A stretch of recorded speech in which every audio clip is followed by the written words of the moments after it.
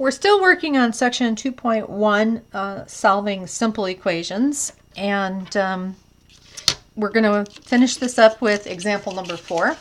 And I've done this problem twice already, and each time I've done an error on my calculator, and so third time's the charm. If I don't get it this time, I'm going to just call it quits, and we'll do it in class together. But basically, the problem is wanting you to take this pile of gravel and transport it via truck in that has a bed of this size, and figure out how many truckloads it's going to take to move this pile of gravel. And it's not going to come out even, and it could be, you know, 2 truckloads, 3 truckloads, who knows. But the one that has a partial load, how far up on the dump bed is the gravel going to go? Well, in order for us to do this, we're going to have to calculate a couple of things to start, and that is we're going to have to figure out how much gravel we have based on those dimensions. I looked up the information in the back in the appendix, and here it is.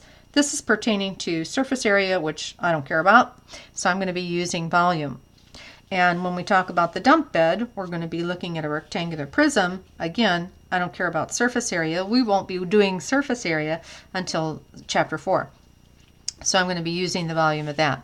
So to find the volume of the cone, it's volume is equal to 1/3 pi r squared h. Okay, so I'm just going to plug in the values. Volume equals 1/3 pi, and my r squared, well, I know the diameter, it's 15. So r is 7.5 squared, and my height is h. So I'm going to put all this in my calculator. Make sure it's cleared. Here's my 1/3. I'll let that sit there. And times my pi times 7.5 squared times 8. And I get 471.2388. And these are cubic feet. Now, I don't really know how I'm going to round this, but 4 places is very respectable, so I'm just going to leave that alone. For the dump, I'm going to use the formula volume equals length times width times height, which again came from the appendix. And I'll substitute my values in. The length we'll call 10, width 7, and the height 4. I can do this in my head. 7 times 4 is 28, times 10 is 280, and it's cubic feet. Now to find out how many of these are the truck, this is for the truck, and this is for the gravel.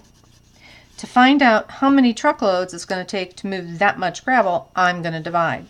So it's going to be 471.2388 divided by 280. And I already have the 471 still sitting there in my calculator, so it's just divided by 280, and I end up with 1.6829. And this is truckloads. Truckloads. Okay, so I know I have 1 full truckload. I'll drop that down. 1 full load, and this much of another. So I'm going to take off the 1 full one, and I get the change.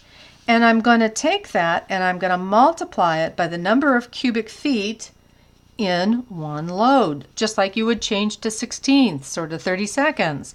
We're going to change to that many cubic feet. So my partial is going to be this guy times that guy. So let me do that. Times 280. So I get 191.2388 cubic feet. Okay, that's how much is in the last one.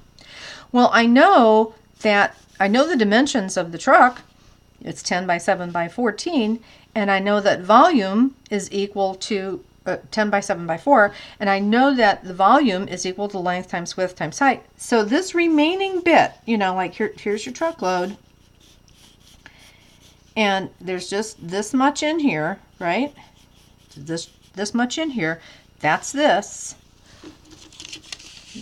I'm kind of off the page there. That's this. That's the partial load. So I can say that that partial load is equal to 10 by 7 by, oh, but I don't know the height. I don't know how high it is, but I do know it's 10 by 7. So this guy is equal to this guy, and I'm going to rewrite that so it makes sense to you. 191.2388 is equal to 10 by 7 by the height. Well, this is just 70, right? And then I'm going to divide both sides by 70 to get h. So I have h is equal to 1919. Get my eraser out. 191.2388 divided by 70.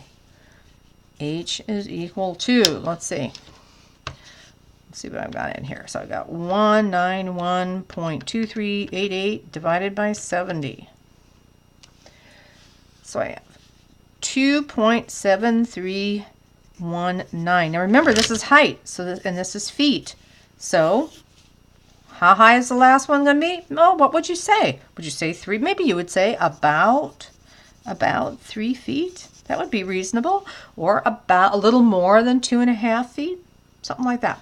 Okay, so that was example number 4, and I think I got it right. So hopefully this helped you. Bye.